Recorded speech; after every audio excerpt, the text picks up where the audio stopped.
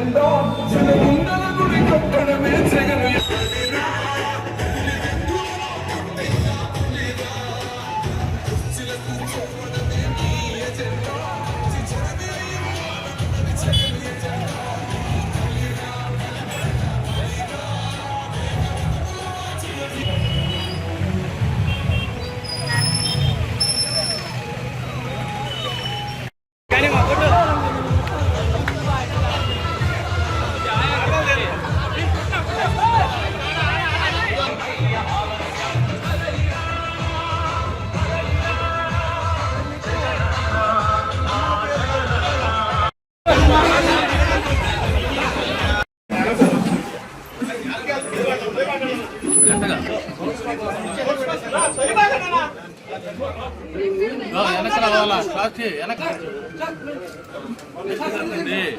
ఈ రోజు ఇక్కడ మనం చూస్తున్నదంతా కూడా ఒక రాష్ట్ర స్థాయి ప్రోగ్రాం కాదు, ఒక జిల్లా స్థాయి ప్రోగ్రాం కాదు, కేవలం ఒక నియోజకవర్గ స్థాయిలో ఉన్నటువంటి సామాన్యులంతా రోడ్డు మీదకి జల ప్రవాహం లాగా ఈ రోజు రావడం కూడా జరిగింది. మీరంతా చూశారు.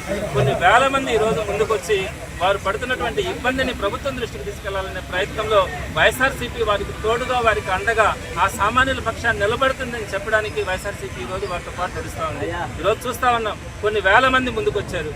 చంద్రబాబు నాయుడు గారు ఎలక్షన్స్ ముందు ఏం చెప్పారు? తల్లికి వందనం కింద 15,000 రూపాయలు ఇస్తానని చెప్పి ఆ తల్లిని మోసం చేశారు. ఆడబిడ్డ నిధి అని చెప్పి ప్రతి ఆడబిడ్డకి 18,000 రూపాయలు ఇస్తానని చెప్పి ఆ ఆడబిడ్డల్ని మోసం చేశారు.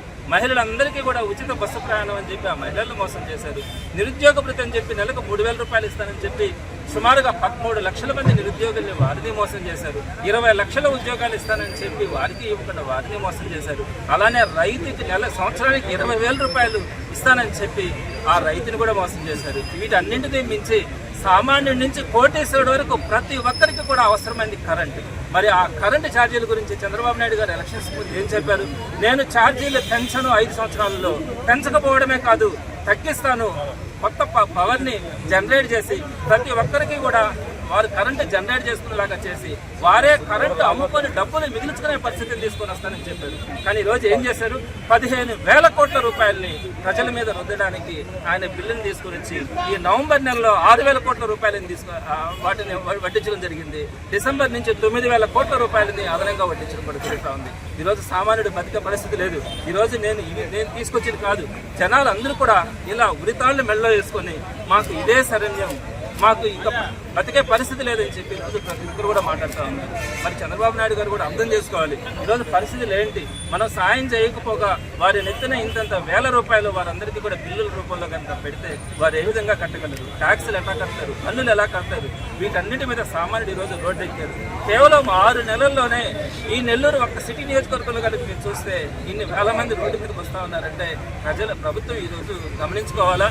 తప్పకుండా ఏవైతే ఆయన హామీలు ఇచ్చాడో, ఎలక్షన్స్ ముందు ఏవైతే హామీలు ఇచ్చాడో వాటన్నిటిని నెరవేర్చాలని ఈరోజు సామాన్యుడు కోరుకుంటా ఉన్నాడు.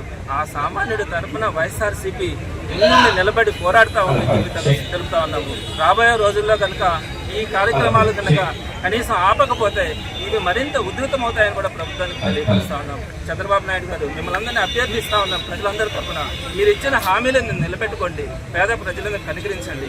ఈరోజు ఆంధ్ర రాష్ట్రంలో సుమారుగా 160 కోట్ల కుటుంబాలు ఉంటే 140 కోట్ల కుటుంబాలు బీపీఎల్లో ఉన్నాయి, అంటే బడుగు బలహీన వర్గాల్లో ఉన్నాయి. వారందరికీ కూడా ఈరోజు ఇబ్బంది కలిగే పరిస్థితి ఉంది. కాబట్టి వారందరి తరఫున మిమ్మల్ని మరొకసారి అభ్యర్థిస్తా ఉన్నాం, మీరు చెప్పినటువంటి హామీలను నెరవేర్చుకున్నానని ఇక తెలియజేస్తూ ఛార్జీలను ఇమీడియట్గా డిమాండ్ చేస్తా ఉన్నాం, తగ్గించాలని చెప్పి.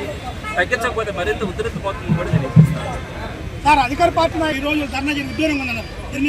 ఇక్కడ నేను ఒక విషయాన్ని మీకు తెలియజేస్తా ఉన్నాను. జగన్మోహన్ రెడ్డి గారు 140 లక్షల కుటుంబాలకి అన్ని పథకాలు అమలు చేసి ఆయన ముందుకెళ్లారు. ఈరోజు చంద్రబాబు నాయుడు గారు అంతకంటే కూడా ఎక్కువ చేస్తానని చెప్పారు. ఈ పవర్ ఛార్జెస్కి గతంలో కొన్ని ఛార్జెస్ పెరిగినాయి, కానీ ఆ ఛార్జెస్కి ఏం చెప్పారు? ఆ ఛార్జెస్ నేను వెనక్కి తీసుకొని వస్తానని చెప్పి ఆ ఛార్జెస్ని అట్లనే ఉంచి మరి దానికంటే మిన్నగా 15,000 కోట్ల రూపాయలు పెంచితే దాన్ని మీరు ఏ విధంగా మీరు సమర్థిస్తారో మీరు ఆలోచించుకోవాలి. మీరు కొన్ని పథకాలు ఏమైనా ఇస్తున్నారా? సంక్షేమ పథకాలు 140 లక్షల మంది రోడ్డును బట్టి అల్లాడుతూ ఉన్నారే, వారికి ఏదైనా పథకాలు ఇస్తుంటే సో నేను ఆ పథకాలు ఇస్తా ఉన్నాను కాబట్టి ఇక్కడ నేను పెంచాల్సి వచ్చిందని చెప్పి అర్థం చేసుకునే పరిస్థితి ఉంటుంది. నువ్వు అది ఇవ్వక ఇది ఇవ్వక సరే ఏదీ చేయలేదు, అప్పులు చేయకుంటున్నావు అంటే అది లే. సుమారుగా 75,000 కోట్ల రూపాయలు ఇప్పటిగా అప్పులు చేస్తున్నారు. జగన్మోహన్ రెడ్డి గారు అన్ని చేసి కూడా ఆయన చేసినటువంటి అప్పులు మనకు అందరికీ తెలుసు, వీళ్ళు చెప్పినటువంటి అబద్ధాలు కాదు. మరి ఈ రోజు 75,000 కోట్ల రూపాయలు 6 నెలలు అప్పులు చేస్తే మరి ఏ విధంగా అర్థం చేసుకోవాలని మీ ద్వారా అందరికీ కూడా తెలియజేస్తాను.